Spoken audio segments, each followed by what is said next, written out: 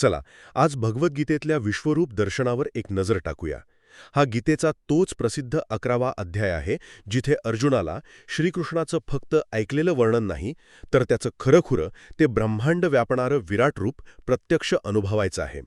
तर पहिली गोष्ट म्हणजे दिव्यदृष्टी आणि विराट दर्शन. अर्जुनाला हे रूप सामान्य डोळ्यांनी पाहणं शक्यच नव्हतं, म्हणून श्रीकृष्णानं त्याला दिव्यदृष्टी दिली. आणि याचा अर्थ खूप खोल आहे. देव पाहण्यासाठी तुम्हाला डोळे नाही, तर तुमची दृष्टी बदलावी लागते.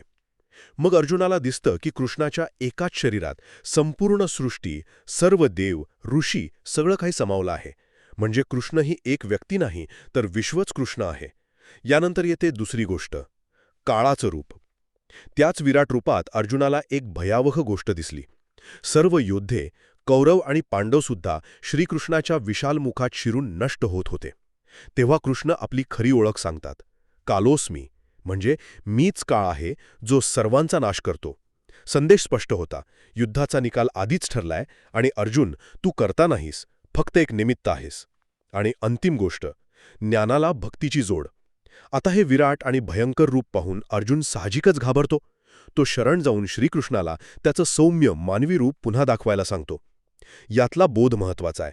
केवळ ज्ञान भयावह असू शकतं, पण त्याला जेव्हा भक्तीची जोड मिळते तेव्हाच ते सुंदर आणि स्वीकारायला सोपं होतं. थोडक्यात सांगायचं तर विश्वरूप दर्शन म्हणजे अहंकार सोडून आपण एका मोठ्या दैवी योजनेचा भाग आहोत हे स्वीकारून आपलं कर्तव्य करत राहण्याची शिकवण.